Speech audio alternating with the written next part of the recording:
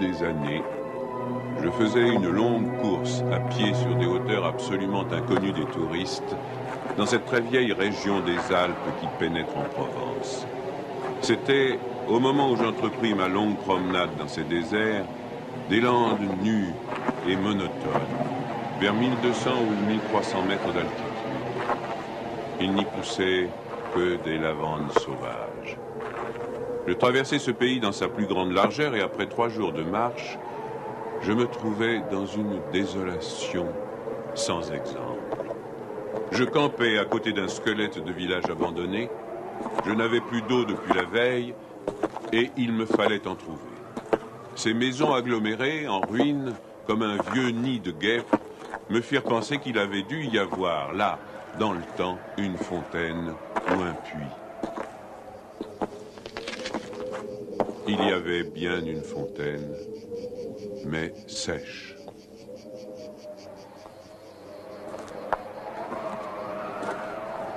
Les 5 à 6 maisons, sans toiture, rongées de vent et de pluie, la petite chapelle au clocher écroulé, étaient rangées comme le sont les maisons et les chapelles dans les villages vivants, mais toute la vie avait disparu. C'était un beau jour de juin, avec un grand soleil, mais sur ces terres sans abri et hautes dans le ciel, le vent soufflait avec une brutalité insupportable. Ces grondements dans les carcasses des maisons étaient ceux d'un fauve dérangé dans son repas. Il me fallut lever le camp.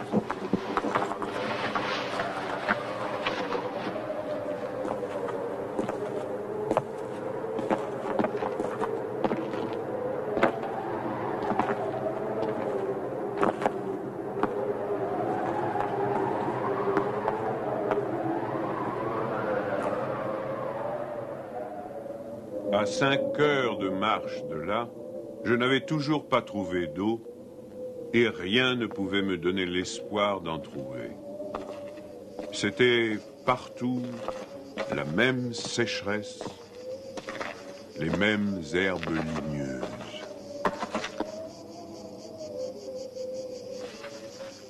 Il me sembla apercevoir, dans le lointain, une petite silhouette noire, debout.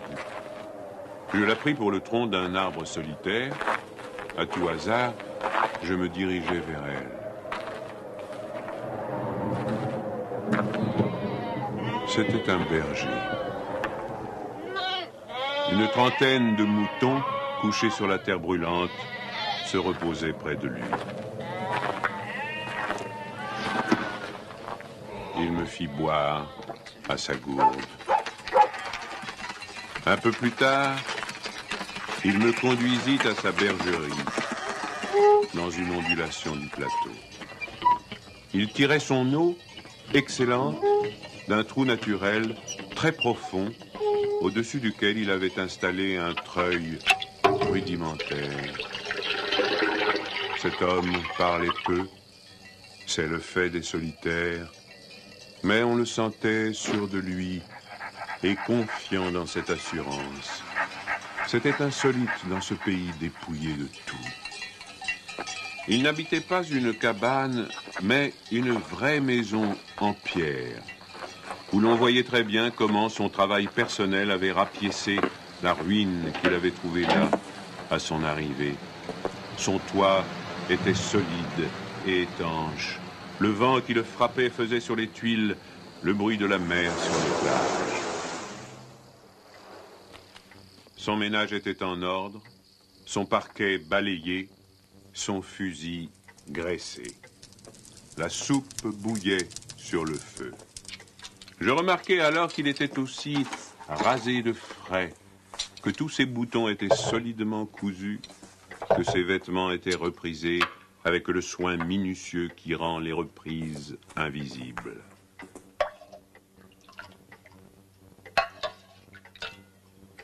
Il me fit partager sa soupe.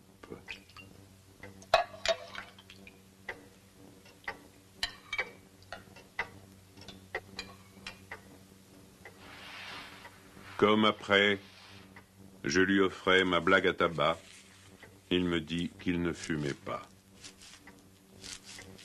Son chien silencieux comme lui, était bienveillant, sans bassesse.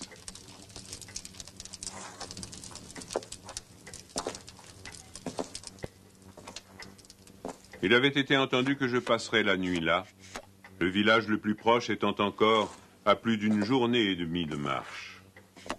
Je connaissais parfaitement le caractère des rares villages de cette région. Il y en a 4 ou 5, dispersés, loin les uns des autres, sur les flancs de ces hauteurs, dans les taillis de chênes blancs, à la toute extrémité des routes carrossables. Ils sont habités par des bûcherons qui font du charbon de bois.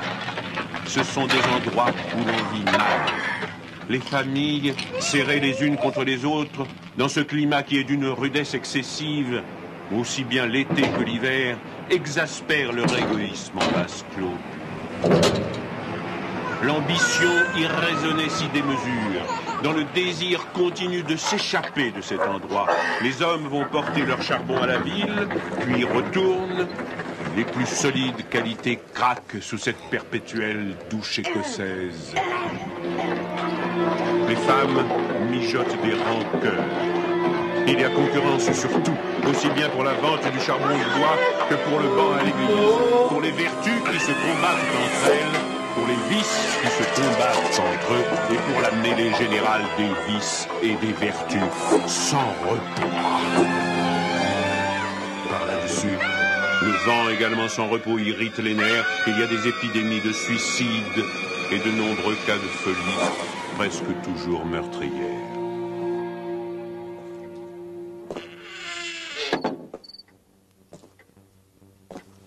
Le berger qui ne fumait pas alla chercher un petit sac et déversa sur la table un tas de glands.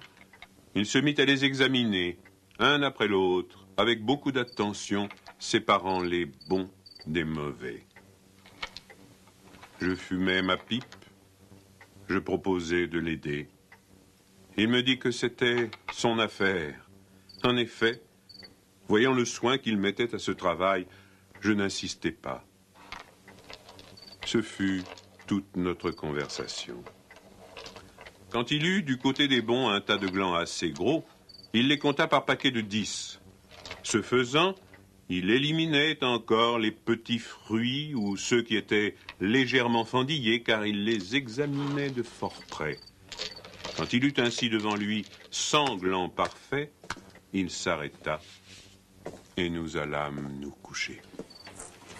La société de cet homme donnait la paix. Je lui demandai le lendemain la permission de me reposer tout le jour chez lui. Il le trouva tout naturel, ou plus exactement, il me donna l'impression que rien ne pouvait le déranger. Ce repos ne m'était pas absolument obligatoire, mais j'étais intrigué et je voulais en savoir plus. Il fit sortir son troupeau et le mena à la pâture. Avant de partir, il trempa dans un seau d'eau le petit sac où il avait mis les glands soigneusement choisis et comptés. Je remarquai qu'en guise de bâton, il emportait une tringle de fer grosse comme le pouce et longue d'environ 1,50 m.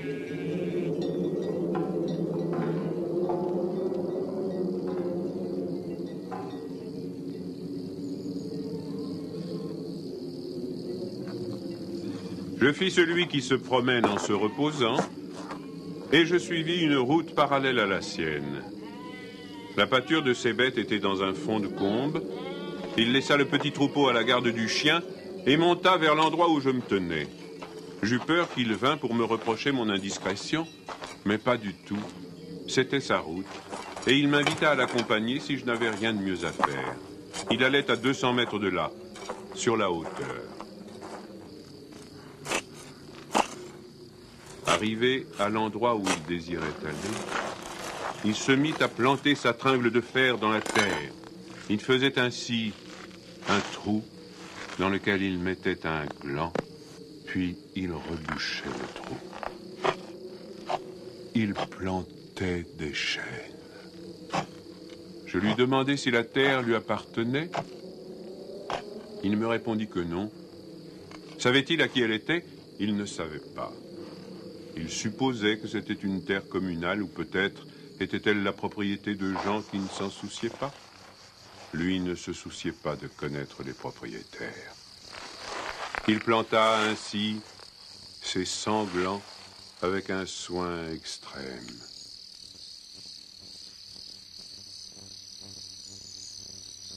Après le repas de midi, il recommença à trier sa semence. Je mis, je crois, assez d'insistance dans mes questions, puisqu'il y répondit. Depuis 3 ans, il plantait des arbres dans cette solitude. Il en avait planté 100 000. Sur les 100 000, 20 000 étaient sortis. Sur ces 20 000, il comptait encore en perdre la moitié du fait des rongeurs ou de tout ce qu'il y a d'impossible à prévoir dans les desseins de la Providence.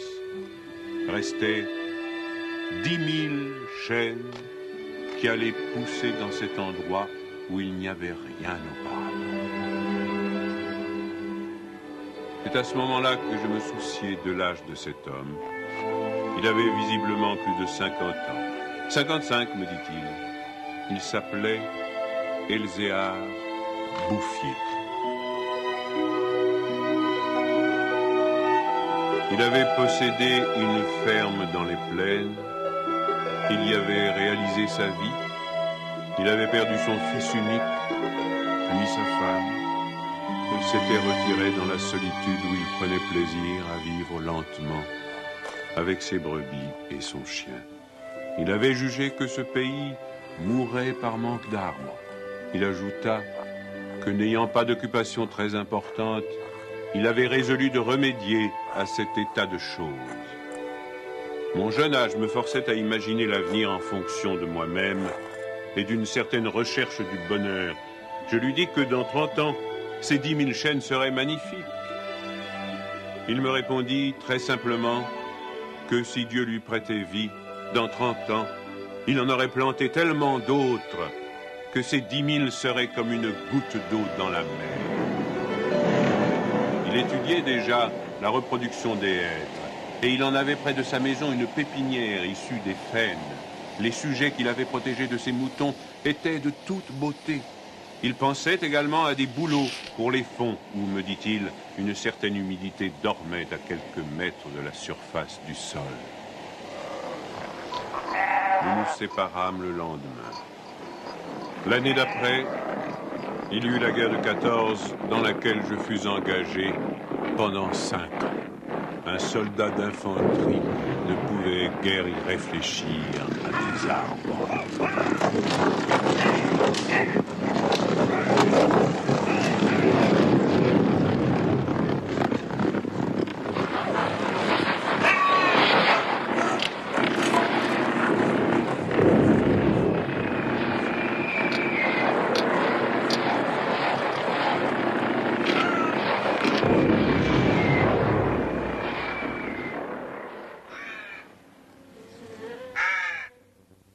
Sorti de la guerre, je me trouvais à la tête d'une prime de démobilisation minuscule, mais avec le grand désir de respirer un peu d'air pur.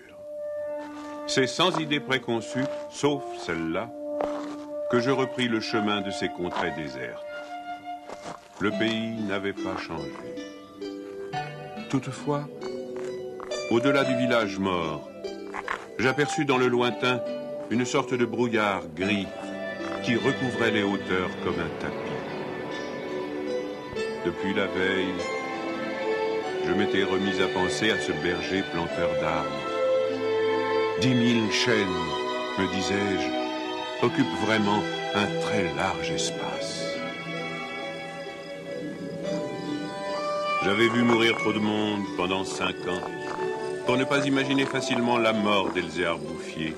D'autant que, lorsqu'on en a 20, on considère les hommes de 50 comme des vieillards à qui il ne reste plus qu'à mourir.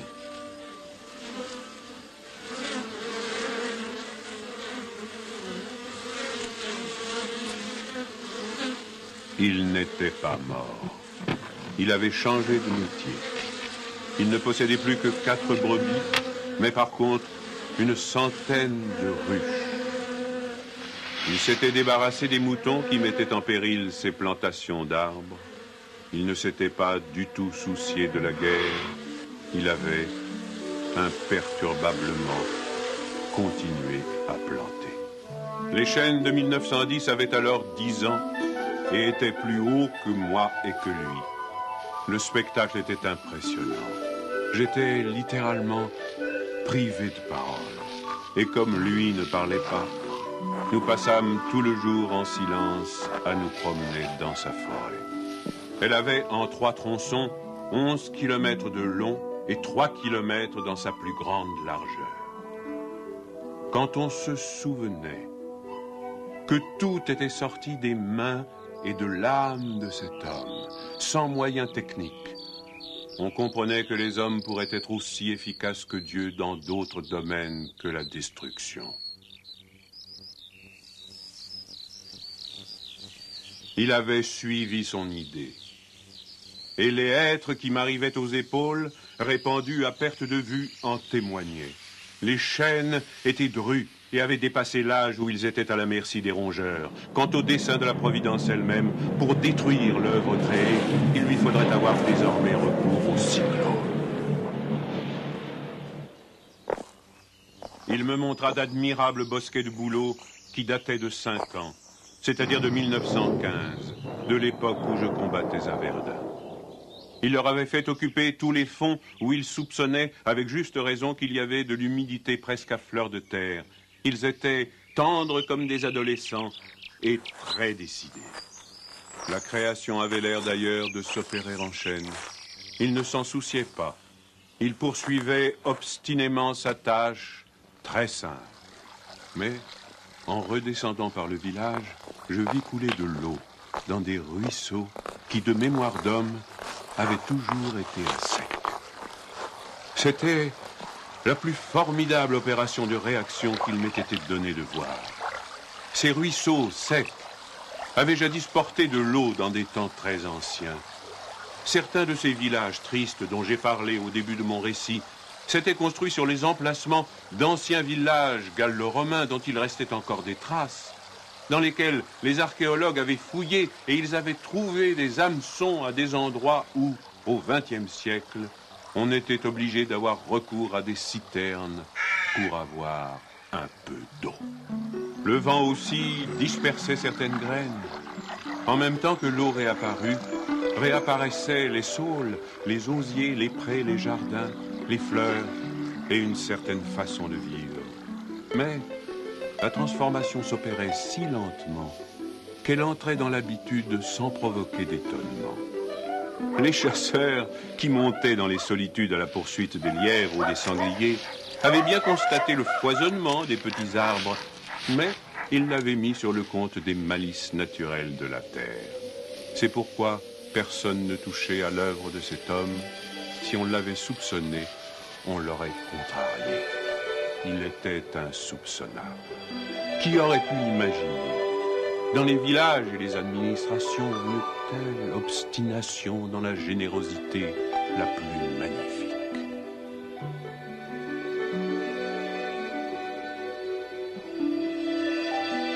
À partir de 1920, je ne suis jamais resté plus d'1 an sans rendre visite à Elzéar Bouffier.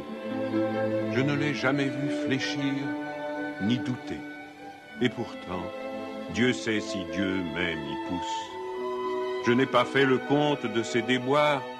On imagine bien cependant que, pour une réussite semblable, il a fallu vaincre l'adversité. Que pour assurer la victoire d'une telle passion, il a fallu lutter avec le désespoir. Pour avoir une idée à peu près exacte de ce caractère exceptionnel, il ne faut pas oublier qu'il s'exerçait dans une solitude totale. Si totale que, vers la fin de sa vie, il avait perdu l'habitude de parler. Ou peut-être n'en voyait-il pas la nécessité.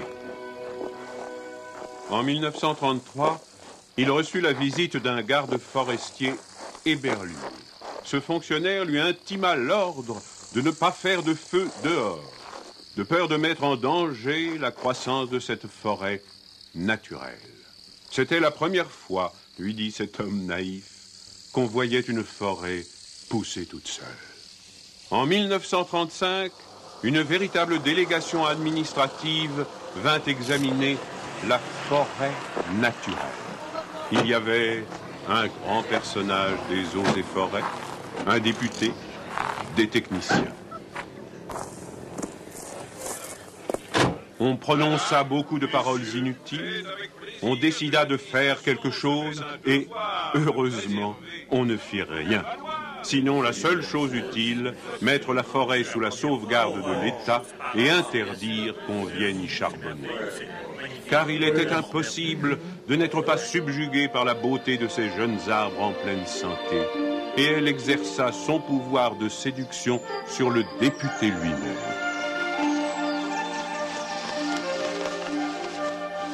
J'avais un ami parmi les capitaines forestiers qui était de la délégation. Je lui expliquai le mystère. Un jour de la semaine d'après, nous allâmes tous les deux à la recherche d'Elzéar Bouffier. Nous le trouvâmes en plein travail, à 20 km de l'endroit où avait eu lieu l'inspection. Ce capitaine forestier n'était pas mon ami pour rien. Il connaissait la valeur des choses. J'offris les quelques œufs que j'avais apportés en présent. Nous partageâmes notre casse-croûte en trois, et quelques heures passèrent dans la contemplation muette du paysage. Le côté d'où nous venions était couvert d'arbres de 6 à 7 mètres de haut. Je me souvenais de l'aspect du pays en 1913, le désert. Le travail paisible et régulier, l'air vif des hauteurs, la frugalité et surtout la sérénité de l'âme avaient donné à ce vieillard une santé presque solennelle. C'était un athlète de Dieu. Je me demandais combien d'hectares il allait encore couvrir d'arbres. Avant de partir, mon ami fit simplement une brève suggestion à propos de certaines essences auxquelles le terrain d'ici paraissait devoir convenir. Il n'insista pas. Pour la bonne raison, me dit-il après, que ce bonhomme en sait plus que moi.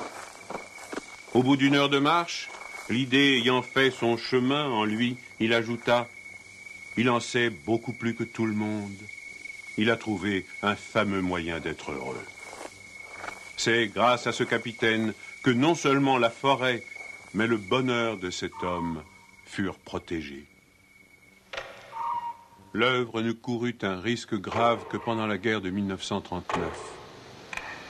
Les automobiles marchant alors au gazogène, on n'avait jamais assez de bois. On commença à faire des coupes dans les chênes de 1910, mais ces quartiers sont si loin de tout réseau routier que l'entreprise se révéla très mauvaise au point de vue financier. On l'abandonna.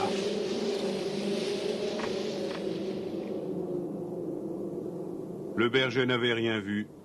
Il était à 30 km de là, continuant paisiblement sa besogne, ignorant la guerre de 39, comme il avait ignoré la guerre de 14.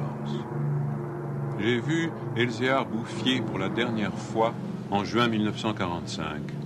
Il avait alors 87 ans. J'avais donc repris la route du désert, mais maintenant, malgré le délabrement dans lequel la guerre avait laissé ce pays, il y avait un car qui faisait le service entre la vallée de la Durance et la montagne. Je mis sur le compte de ce moyen de transport relativement rapide le fait que je ne reconnaissais plus les lieux de mes premières promenades.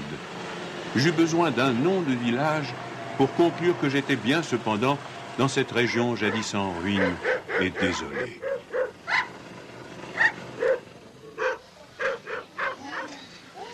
Le car me débarqua à Vergaux. En 1913, ce hameau de 10 à 12 maisons avait 3 habitants. Ils étaient sauvages, se détestaient, vivaient de chasse au piège. Leurs conditions étaient sans espoir. Tout était changé. L'air lui-même. Au lieu des bourrasques sèches et brutales qui m'accueillaient jadis, soufflait une brise souple, chargée d'odeurs. Un bruit semblable à celui de l'eau venait des hauteurs. C'était celui du vent dans les forêts. Enfin, chose plus étonnante, j'entendis le vrai bruit de l'eau coulant dans un bassin. Je vis qu'on avait fait une fontaine, qu'elle était abondante, et ce qui me toucha le plus, on avait planté près d'elle un tilleul, symbole incontestable d'une résurrection.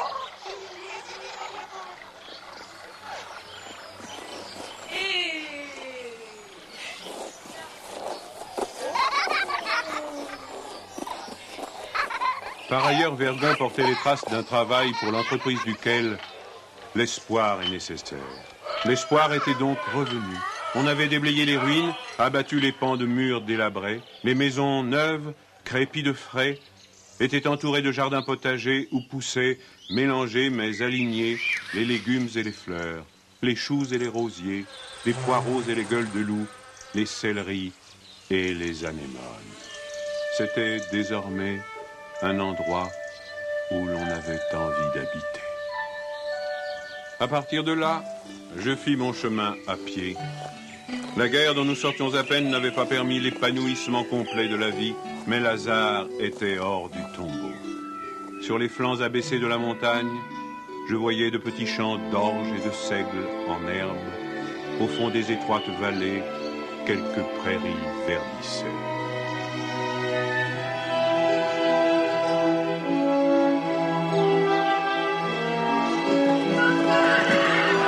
Il n'a fallu que les 8 ans qui nous séparent de cette époque pour que tout le pays resplendisse de santé et d'aisance.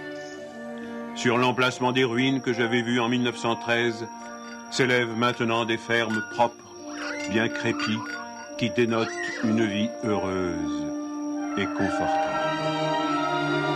Les vieilles sources, alimentées par les pluies et les neiges que retiennent les forêts, se sont remises à couler. À côté de chaque ferme, dans des bosquets d'érables, les bassins des fontaines débordent sur des tapis de menthe fraîche. Les villages se sont reconstruits peu à peu. Une population venue des plaines où la terre se vend chère s'est fixée dans le pays, y apportant de la jeunesse, du mouvement, de l'esprit d'aventure. On rencontre dans les chemins des hommes et des femmes bien nourris, des garçons et des filles qui savent rire et ont repris goût aux fêtes campagnardes.